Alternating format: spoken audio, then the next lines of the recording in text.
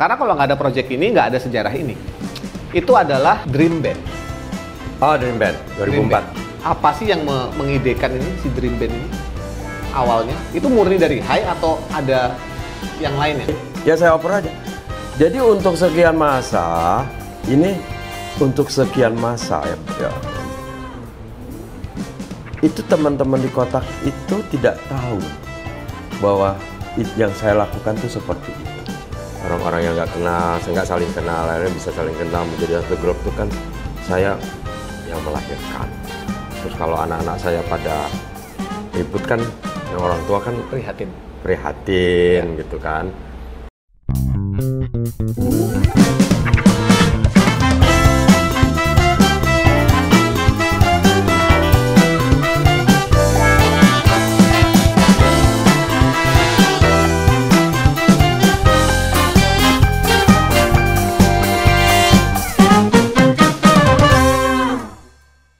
Saya pernah bikin judul, Gigi lebih baik bubar. Iya. Gara-gara tinggal berdua itu. Iya. Lebih bubar aja. Iya. Gitu kan. Betul. Itu banyak kok, kontroversialnya banyak kok. Memang tergantung yang mimpin kayaknya tuh. Karena kan yang meloloskan judul-judul tuh kan rapat redaksi ya. Ya, dan kebenaran mungkin saya juga ketemu sama teman-teman sejenis kali ya. Iya. Ya, kan? Yang nggak mau sama dengan media. Iya, kita emang apa memang sudah sudah diajarkan oleh almarhum Mas Wendo itu kan memang ya kita harus beda. Kita harus beda tapi jangan asal beda itu. Kamu kalau mau terlihat jelas, mau terdengar kencang, ya kamu harus beda. Tapi jangan asal beda. Ya. Nah, ini membuat kita masuk ke project-nya Hai yang juga fenomenal dan mengukir sejarah kalau saya bilang. Karena kalau nggak ada project ini, nggak ada sejarah ini. Itu adalah Dream Band. Oh, Dream Band 2004. Dream Band. Nah, pertanyaan saya. Dream Band itu konsepnya, Dream Band itu adalah sebuah ide show di mana mengumpulkan beberapa player untuk dipilih untuk kemudian jadi satu band yang ini super band gitu ceritanya, karena playernya dipilih berdasarkan kemampuan dan segala macam oleh juri-juri dan produser yang mumpuni sehingga menjadi band yang hebat. Saya sendiri pernah terlibat 2 kali kalau nggak salah di acara Dream Band ini. Juri ya? Jadi juri. Jogja ya? Jogja dan Jakarta. Jogja dan Jakarta. Dan manggung di acaranya juga waktu hostnya Baim. Tapi intinya ini konsep yang ngumpulin band. Jadi kayak seandainya seluruh personil itu keren, apakah ini bisa menjadi band pujaan kita gitu. Nah, ujungnya nanti Dream Band ini menghasilkan kotak. Ini ujungnya nanti. Tapi yang saya ingin tanya adalah, ini gimana sih? Apa sih yang mengidekan ini si Dream Band ini? Awalnya itu murni dari Hai atau ada yang lainnya? Jadi tahun 2003 ya. Hai itu punya label. Hai Music Record namanya.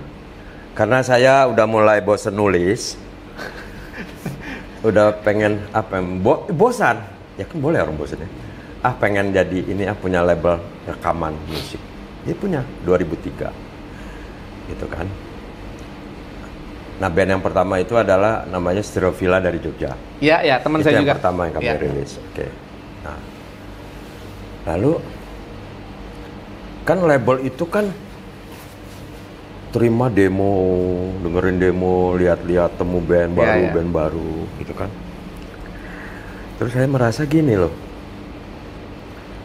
giliran musik lagunya bagus, orangnya enggak. Begitu giliran orangnya bagus, musiknya enggak. Ini orang kalau lagi juri, ya begini ngomongnya dari tahun dulu saya kenal, dari tahun 2000 sampai sekarang. Kalau ngomong ya enggak gitu. Ya, iya kan, itu kenyataan itu kan. Fakta ya. Fakta begitu kan. Kan kita menerima. Iya. Menerima demo, ketemu sama band, kan terima aja. Nah, tinggal kita yang melihat kan. Ya itu yang terjadi. Terus saya pikir, apa nggak bisa ya? Gue misalnya punya band seperti yang gue mau. Ideal gitu ya. Yang orangnya bagus, bisa dipandang nggak. Mainnya jago, oke. Satu band ya. Bisa nggak? Bisa, tapi caranya bikin sendiri. Oh, oke. Bikin sendiri. Ya. Satu. Terus yang kedua, kalau ngobrol sama anak band itu kan, kenapa kok susah membentuk sosoknya ideal itu? Gak bisa mas, bikin band itu harus chemistry. Caranya, kita mesti nongkrong-nongkrong, main bareng. Lama sebentar, biasanya lama. Kok susah amat sih bikin band ya? Iya. Nggak bisa ya? Seminggu apa 2 minggu bikin band? Lu nggak bisa mas, gitu kan? Iya. Harus bla bla bla bla. Makin digituin makin semangat nih. Oke. Wah, berarti harus bikin band sendiri. Saya sampaikanlah ide itu ke beberapa teman. Mayoritas nggak, ya sama. Mayoritas tidak. Kok mungkin mah? Tidak percaya. Untungnya punya power tuh di situ. Terserah lu suka, lu percaya. Ini nggak bisa. Itu urusan lu. Tapi sekarang adalah order. Lu kerjain. Nah, it's an order. Lu kerjain. Nah, di saat itu ya itu yang terjadi. Akhirnya konsepnya itu murni dari saya. Artinya mengumpulkan, mengaudisi player, penyanyi, ribuan, berbagai kota. Oke. Habis itu, nah untuk melakukan itu kan butuh orang-orang yang profesional ya, seperti salah satunya kamu kan, untuk mau audisi. Ntar kalau sudah ketemu player-player dan penyanyi yang oke, terus kemudian di coach, ya kita panjang loh prosesnya. Menggait juga musisi-musisi ya, sebagai band producer ya. Itu macam-macam. Terus kemudian di coach, nah coachingnya itu kan mulai dari bikin lagu, ya, manggung, sampai coach kalau mereka harus masuk ke recording. Itu lengkap. Nah, dari orang-orang yang nggak kenal dikumpulkan, dibentuk menjadi satu band. Salah satunya tahun 2004 kan start. Salah satunya Kotak. Kotak itu dream band berapa? Keberapa? Pertama. Jadi dream band itu sudah berapa 2004. kali? Jadi itu saya ada 2004. Terus kan waktu itu bekerja sama kan Hai untuk expose segala macam kan harus lewat TV. Kemudian Hai itu kan punya saudara kan TV7. Iya. TV7 kan punya outputnya ke TV Kompas ya? Gramedia juga untuk TV. Ya 2004 sukses besar. Mereka benar, kalau saya pribadi cukup sekali aja. Tadinya. Karena itu memenuhi apa tadi? Penasarannya itu. Penasaran emang. Ya cukup, ya udah. Ternyata bisa. Ya udah selesai. Tapi ternyata mereka teman-teman minta diteruskan 2005, 2006. Kan di TV malah ya sempat ya? Enggak, terakhir di 2006. Trans 7 ya? TV7. TV7. Oh, TV7. Terakhir itu di ya. Di TV7. Ya udah, selesai itu. Jadi beberapa kali dream band ya? Kali. Tapi yang namanya masih kedengeran sampai sekarang, ada beberapa sih, kayak Govinda itu cikal bakalnya kan Oli. Kayak seperti Kotak itu pun juga. Kotak, ya. Tantri itu dari 2005. Dari band yang lain ya, bukan Kotaknya ya? Bukan. Namanya band Ares, itu dari salah satu band Dream Band 2005. Yang lagunya juga sudah dirilis saat itu ya? Ares, ada rekamannya. Ada satu lagu di kompilasi. Kalau Kotak masih vokalis Pare ya? Masih Pare. Terus Pare keluar. Kotak yang hasil Dream Band siapa aja mas? Jadi personil Kotak itu adalah awal Pare, Posan, Santobing, Ices sama Cela, oke. Itu personil awal dari Kotak. Nah, bisa berkumpul berempat itu hasil pemenang ya? Atau hasil audisi kan? Iya, hasil audisi. Terus yang menggrupkan mereka menjadi satu itu siapa tuh? Kan? Ya Hai lah. Hai-nya? Iya, Hai lewat tangan produser. Oke, berarti sekian ribu musisi diseleksi, kemudian Hai melalui produser-produser ini mengumpulkan mereka untuk di grouping gitu ya? Beberapa. Jadi saya begini, cuma Kotak kan? Saya sebagai konseptor Dream Band itu kan saya sudah menentukan saya mau band yang personilnya 2 perempuan, 2 laki-laki. Oh, konsep nih, konsep. Konsep. Oke. Ya sudah. Audisi dong. Audisi pemain bass. Jadi konsep sudah di sini dulu. Sudah. Baru di audisi. Baru di audisi. Bukan di audisi baru cari-cari konsep. Oke, ini penting. Maka karena kan saya berangkat, saya tuh maunya bandnya yang begini-begini, yang tampilannya begini, musiknya kayak gini. Ya. Yang dari awal yang saya bilang tadi tuh. Yang nggak mungkin saya dapatkan dari natural. Okay. Jadi sudah dibuatkan konsep seperti terus itu. Dibuatkan audisi. Berarti misalnya waktu itu kita perlu 8 band. Ya. Oke. Dari Jakarta kita perlu band yang 2 perempuan, 2 laki-laki. Oh. Ya, di audisi, lewat audisi yang audisi bassis, audisi gitaris, audisi drummer, sama audisi. Iya. Temukan. Ya udah. Nanti bersama-sama produser itu, oke. Misalnya kayak Kotak. Wah, ada nih pemain bass perempuan, cuy. Ambil 1, pegang. Masuk daftar nih. Masuk daftar. Lalu kemudian, maunya gitarisnya yang kayak gini. Karena kenapa? Karena musiknya Kotak tuh maunya yang kayak gini loh, rock kayak gini gitu. Dapat gitaris, taruh. Terus drummer sampai ke vokalis. Jadi temu lah nih. Nah, yang 1, 2, 3, 4 ini, itu kan mereka yang belum kenal. Ketemunya kan di situ. Nggak saling kenal. Kayak bikin boy band sebenarnya kayak di luar negeri itu, ya kan? Betul. Konsepnya ada dulu, dicari orangnya. Iya. Itu poinnya sebenarnya, ya kan? Ya. Jadi udah konsepnya seperti itu. Ya udah, temu. Ya kemudian ya di coaching. Iya sih, karena aku sih ingat waktu aku pernah jadi produser, aku pegang 3 band kalau nggak salah. Yang aku ingat salah satunya Sakura, 2 lagi, salah satunya Iqmal Tobing tuh, eranya Iqmal Tobing. Iqmal Tobing tuh 2006. 2006 ya, hampir akhir-akhir ya. Itu aku juga ngelatih, walaupun Iqmal Tobing akhirnya lebih jalan sendiri di tempat lain, tapi maksudnya aku sempat ketemu dia di situ. Nah, aku ngerasain tuh memang briefingannya tuh, Pong harus yang begini, satu lagi yang begini, satu lagi yang begini ya. Ini dipertahankan, jangan sukanya Pongki aja gitu-gitu, enggak gitu. Aku dikasih tahu memang gitu. Oke. Aku bisa relate ini. Kemudian 4 orang itu, nah dalam kasus Kotak itu kalau penamaan siapa yang? Oh, nama Kotak itu? Nama Kotak, kan orangnya udah ketemu nih 4 nih. Tapi kan mereka juga nggak tahu harus gimana, ngapain. Ya terus mereka boleh, personil yang 4 ini ya, ya mereka saling ngerembukan lah. Ini Tantri belum ya? Belum. Namanya apa? Oke, ya karena ya obrolan mereka, karena 4 sisi, itu kayak kotak. Oke. Nah, lalu nama ini diserahkanlah. Kami udah tahu. Misal gini, kan ada produser nih. Waktu itu udah namanya Mas Dodi Is Kahitna. Basis Kahitna. Ya, Mas Dodi, kita udah ada nih namanya. Bandnya namanya Kotak. Oke, diterima loh Mas Dodi kan. Oke, bandnya nama Kotak. Mas Dodi lalu report dong ke saya. Ya saya kan ketuanya mereka. Iya. Mas, band ini udah ada namanya Mas Kotak. Gimana Mas Iwan, setuju atau enggak? Gitu loh. Setuju saya.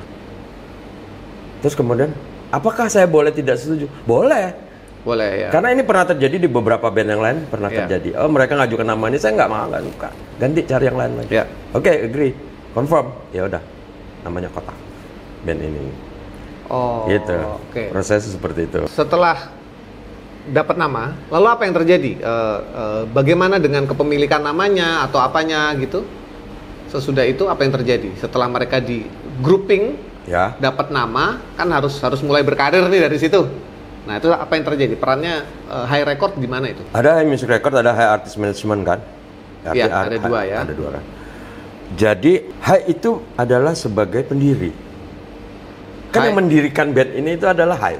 Iya, ngerti. Iya kan? Jadi High sebagai pendiri. Oke. Ya.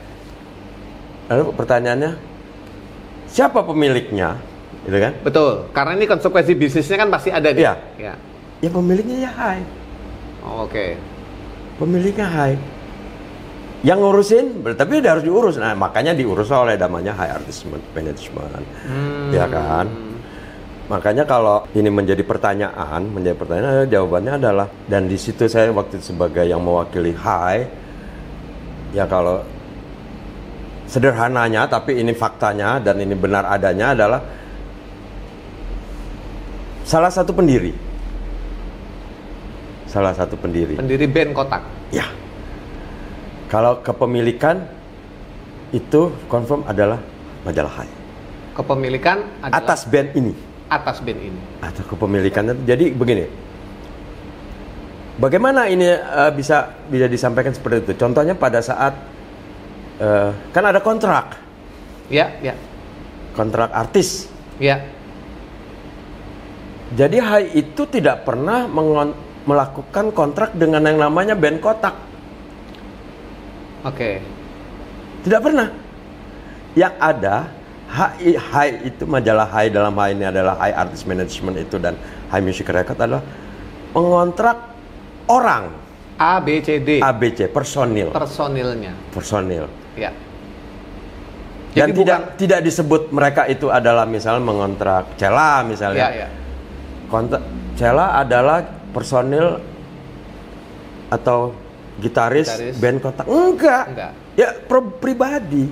Ya. Itu saya malah sempat mempertanyakan ke ada salah satu tim lawyer kami. Kenapa harus begitu? Ya, Bukannya kita kontrak? Oh enggak. Karena kita tidak mungkin mengontrak diri kita sendiri. Oh, berarti artinya pemilik namanya kan HAI. Iya, masa kita HAI kontrak sama kita sendiri? Pemilik nama sendiri ya. Iya, masa kontrak sama diri sendiri Ya. kan enggak. Oke. Itulah Gitu. makanya personnya itu yang dikontrak. Personnya. Si A, B, C, D ini. Ya, sampai tahun 2006. Terus ya kita bikin album pertama. Terus Album pertama dengan siapa? dengan HAI Music Berarti Record. album pertama Kotak, Ya, versi formasi awal itu rilisnya di HAI Record. HAI Music Record, ya. HAI Music Record. Betul. Oke. Kemudian yang album kedua, Nah, terus 2006 ya. Yang beraksi. Pare Yang beraksi itu keluar. yang pertama kan berarti? Bukan dong. Oh, bukan ya? Maaf. Yang pertama? Pertama tuh misal terbang. Oh, terbang. Maaf ya. Ya betul. Aku ingat. Nah. Kenal Sheila di situ. 2006 kan Pare dengan alasan tertentu dia keluar. Ya fine. Ya otomatis kan saya harus mencari pengganti kan. Dari pengganti Tantri Dari udah ada Ares. kan 2005 Ares Ya, gitu kan. Ada stok. Ares. Stok penyanyi. Karena sepertinya dia mungkin di Ares kurang inilah ya. Yang nggak tahu penyebabnya apa, Iya. tapi dia merasa kurang happy. Mungkin teman-teman Ares juga nggak happy sama dia atau dia nggak happy, itu soal lain. Beda lain. Tapi dia akhirnya kamu keluar aja dari Ares. Ayo kamu bikin surat pengunduran, harus bikin pengunduran diri dari Ares, kirim ke saya. Alasannya bla bla bla, mundur dari Ares. Ya udah mundur dari Ares. Ya udah terus saya masukin ke Kotak sebagai penggantinya si Pare. Oh, oke. Gitu. Jadi dia jadi vokalisnya Kotak. Oke. Itu masih under HAI. Sampai late 2006 itu saya sudah mulai apa istilahnya? Ini ada band yang saya sayang gitu kan. Tapi saya tidak bisa urus. Ya, karena saya sebenarnya punya main job kan. Iya. Ini kan tadinya cukup sekali itu keterusan ini. Terusan. Terus saya masih ada ngurusin majalah kan, tugas utama saya. Terus saya merasa bahwa saya sayang band ini dan band ini harus jalan. Dan kalau tetap diurus di HAI, diurus oleh emak saya, bisa-bisa band ini malah mati. Ya nggak diurus, misalnya. Hilang. Bisa dimengerti. Artinya saya mesti mencari orang tua asuh lain. Iya. Yang orang tua yang mau mengasuh. Gitu kan. Akhirnya ya ketemulah saya dengan teman-teman dari Warner Music. Oh. Dan itu sama sekali tidak transfer loh. Tidak ada biaya transfer? Karena tujuan saya itu cuman saya butuh rumah untuk mereka. Butuh pihak lain yang mau mengurus mereka dengan baik dan benar supaya band ini bisa hidup, bukan hanya hidup, juga bisa menjadi besar. Saya kirim aja semua, termasuk di situ misal hak kepemilikan Kotak itu atau dioper. Oke. Ada 2 poin yang saya lihat ya. Yang pertama adalah Iwan Iskandar sendiri tidak diuntungkan apa-apa, malah kehilangan aset sebenarnya. Sebetulnya. Satu ya. Dan saya dibodoh-bodohin orang. Oh iya, kalau kita ketemu waktu itu ya saya juga akan, Mas ngapain begitu? Bodoh. Karena ya saya punya alasan juga. Berarti Iwan Iskandar pun tidak mendapatkan apa-apa, High Music Record juga tidak ya. Otomatis. Tapi konsekuensi yang diinginkan adalah Oh, yang nggak tidak dapat itu high. apa? Yang nggak dapat apa-apa itu ya, high-nya. high. Kalau saya dapat kepuasan. Oh, hampir aja diralat. Tapi Kotak mendapatkan rumah supaya dia selamat. Betul. Kotak yang udah versi tantri ya. Betul. Oke. Yang kedua yang saya lihat, kalau Warner mau menerima Kotak satu paket, berarti kan ada orang yang memiliki Kotak menyerahkan kepada orang lain. Artinya memang betul Kotak itu milik Hai. Ya. Karena kalau misalkan bukan milik Hai, ngapain deal sama Iwan Iskandar? Ya. Jadi saya waktu itu Gitu ya, logikanya gitu. Termasuk waktu saya mengirim band ini ke minta diurus sama Warner. Saya nggak perlu izin. Nggak perlu izin siapa-siapa? Nggak perlu izin sama personil. Yes. Orang punya saya kok. Punya Hai maksudnya. Ya. Kalau bukan punya saya kan, masa saya enak-enaknya Ya. ngirim-ngirim. Saya ambil contoh untuk memperkuat argumen ini adalah gini. Waktu saya memproduserin Endang Sukamti di tahun 2003, Ya.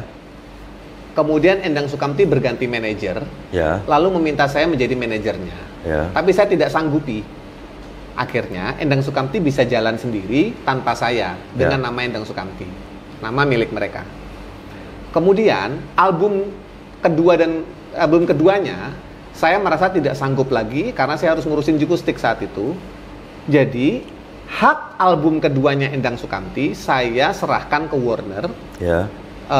Dengan diganti ada kompensasi beberapa ribu kaset gitu misalkan, Ya. pembelian di depan. Jadi ada kompensasi dari Warner. Ya. Tetapi yang saya serahkan kepada Warner adalah cuman hak memproduksi album kedua. Oke.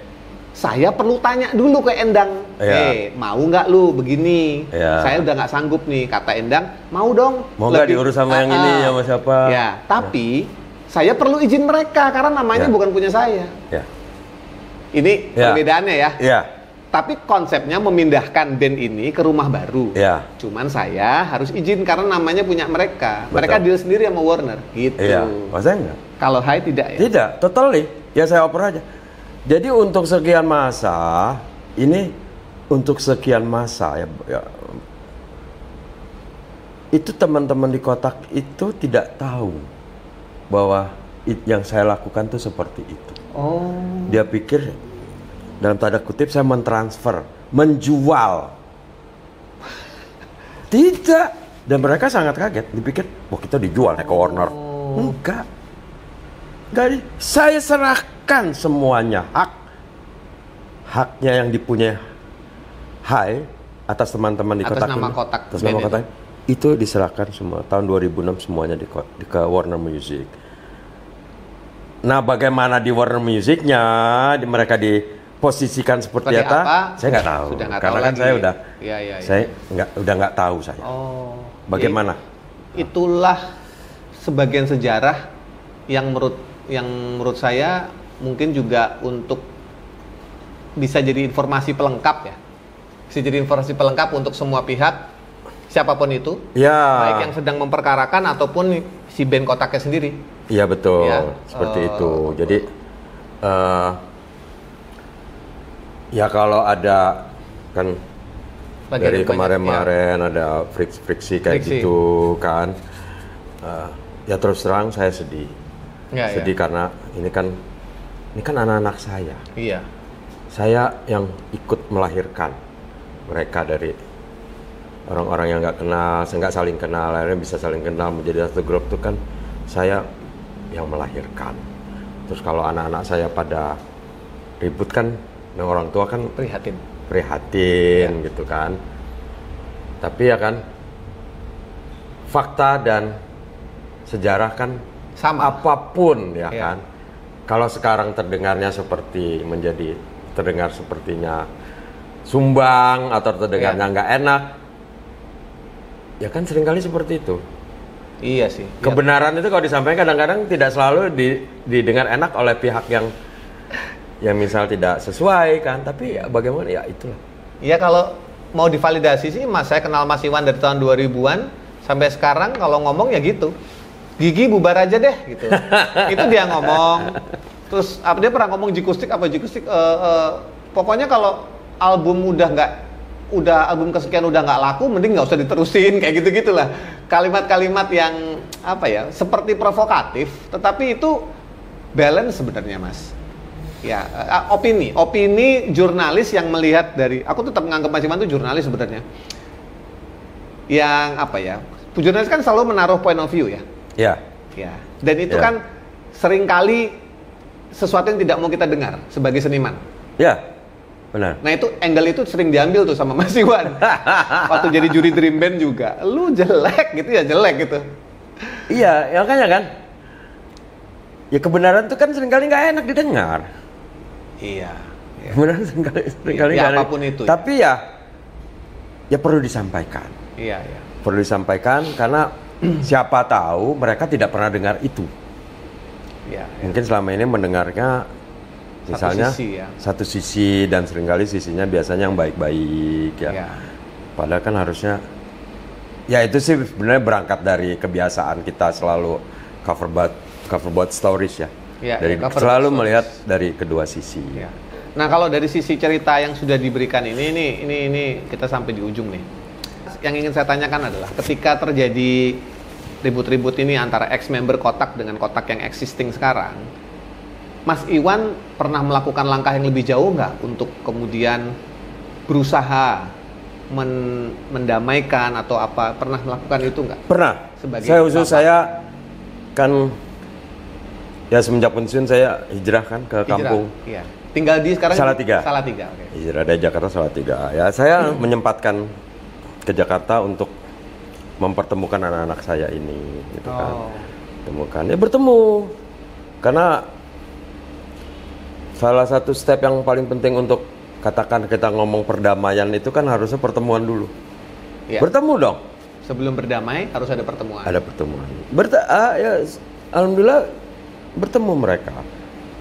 Bertemu baiklah. Ya udah baik, salam-salaman. Ya pada pertemuan tuh ada maki-makian, ada komplain semua disampaikanlah di satu meja itu? Iya, satu meja yang kita close ya. Ya udah sampaikanlah apa yang menjadi undang-undang udah sekarang udah saling tuh ya. Saling salaman. Terus kemudian tapi selesai pertemuan itu nggak lama kemudian kok ribut lagi. Ya artinya ya masih ganjel berarti ya. Jadi tapi buat saya apakah itu masih urusan saya? Oke.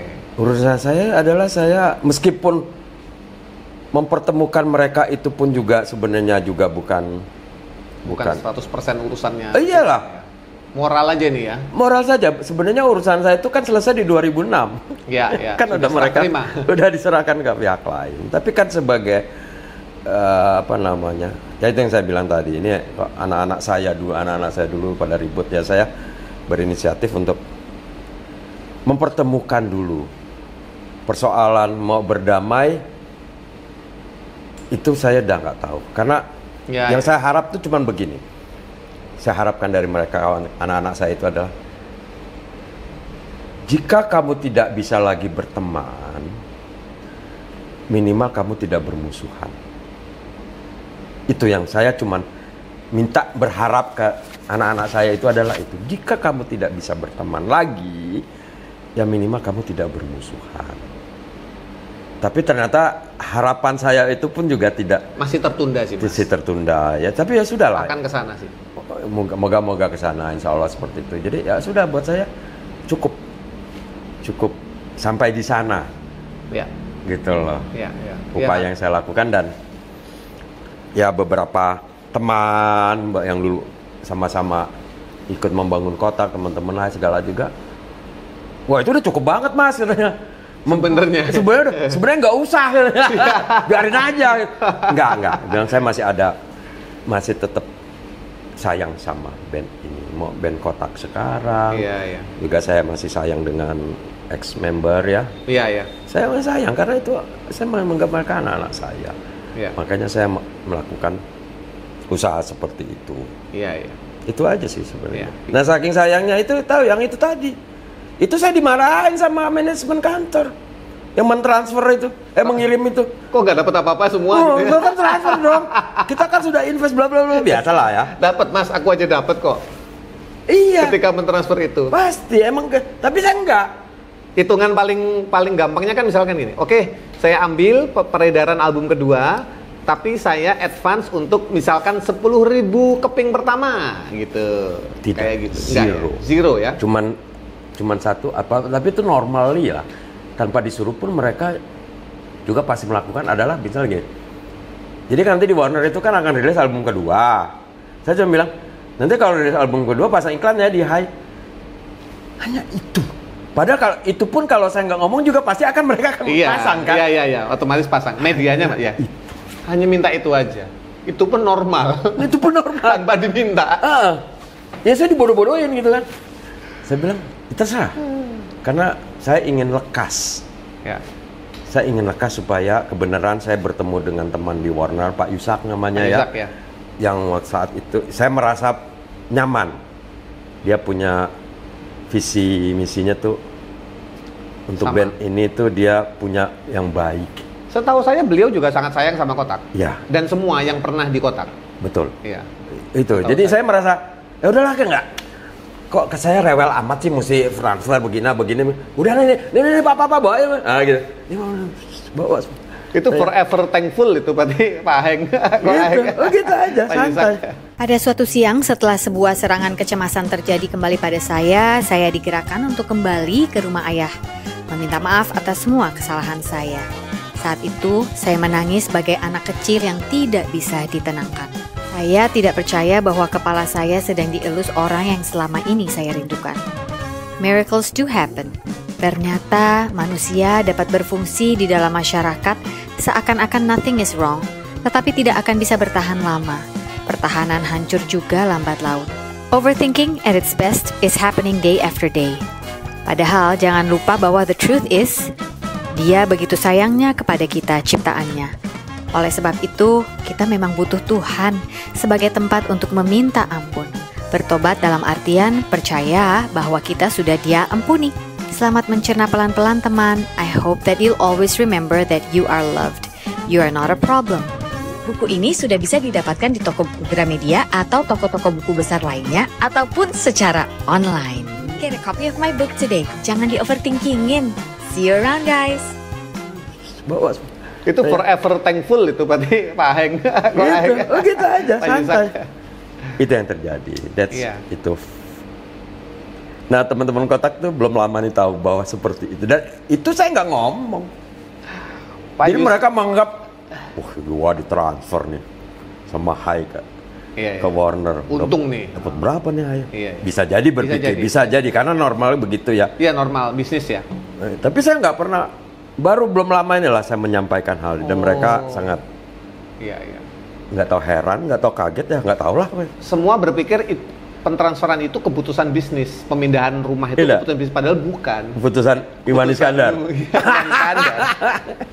Terus sesudah ini semua bukan drama, sesudah off dari majalah, kemudian berhasil menelurkan salah satu band rock terbaik Indonesia yang masih ada sampai sekarang, Kotak. Mas Iwan ngapain sekarang? Saya mau pindah ke Bali deh kayaknya. Oh beneran? Makin panjang nanti ngobrolnya ini. Ya udah, selesailah dengan segala hiruk pikuk Jakarta, dengan segala itu kan. Ya udah, berarti saya sudah selesai. Ya saya mau istilahnya apa kalau yang sekarang lagi top apa slow living. Saya mau slow living. Dijalankan itu. Jalankan ya, pindahlah saya ke slow living. Kerjanya nggak gitaran, baca buku. Nyapu-nyapu, ibadah ya pastilah. Ngasih makan burung. Kalau udah selesai diulang lagi dari depan. Gitu aja. Repeat. Slow living. And tahu-tahu sudah hampir 9 tahun. Tidak ada yang salah dengan salah 3. Tidak ada yang salah dengan dapat 7 kalau salah 3. Jadi 7. Tidak ada yang salah dengan salah 3. Tapi yang ada kembali lagi, saya bosan. Iwan Iskandar banget. Bosan? Iya. Kan pasti ditanya, Kan kalau juga keren bla bla. Iya, ya. Gak ada yang salah dengan kota ini. Gue tidak. Yang ada adalah saya bosan. Terus ditanya, kenapa bosan? Bosan itu nggak boleh ditanya loh. Iya, iya, iya. Bosan. Jadi terus saya pengen pindah. Dan salah satu tempat yang saya Incer ya. incar itu adalah Bali. Oh. Ya salah satu Bali, bisa saja tempat lain. Iya, ya. Kali ini Bali aja nih. Nah, lagi pengen, jangan-jangan Bali ya. Iya, iya. Gitu loh. Iya, iya. Jadi, Menarik. ya gitulah. Betul, betul. Tadi beliau bicara suka baca buku. Ini ada buku dari Sofi Navita. Hati yang gembira adalah obat. Hati yang gembira adalah obat. Si paling overthinking. Ini cerita tentang dia sendiri sebenarnya. Yang dia bagikan, dia dapat wisdomnya dan mengubah hidupnya. Hati yang Sofi. gembira adalah obat. Ya, ini diberikan kepada Mas Ivan Waduh, untuk terima bacaan kasih kalau banyak di Bali. sekali. Wah, pasti. Aduh, keren. Iya. Saya senang nih, hati yang gembira adalah obat. Thank you loh Mas Iwan. Sama-sama. Kehadirannya ini juga ini. terima kasih Sofia. Ya. Jadi buku itu erat dengan suasana batin. Oh. Ya. Jadi apa yang dikatakan hari ini di buku ini A, dan kita baca A adalah hari ini, terus kemudian kita baca lagi bulan depan, itu belum tentu sama. Ya, ya. Makanya saya bilang sebenarnya membaca buku itu tidak pernah selesai. Ya. Setuju. Anthony de Mello sejenak bijak gitu yang mengubah hidup saya juga tuh. Iya. Tiba-tiba dapat wisdom yang berbeda di 3 kali baca yang Iya. Padahal sama kan? berbeda. Jadi ya. Nggak berubah kan teksnya? Jadi kangen lagi baca buku. Tidak ada masalah, yang ada majalah ya. Tidak ada masalah yang ada baca. Tidak ada masalah, yang ada majalah. Teman-teman terima kasih. Sampai ketemu lagi di Sofi Navita Talks berikutnya. Hari ini bukan hari yang baik untuk menyerah. Katakan itu setiap hari. Saya Pongki Barta pamit. Sampai ketemu lagi. Dadah.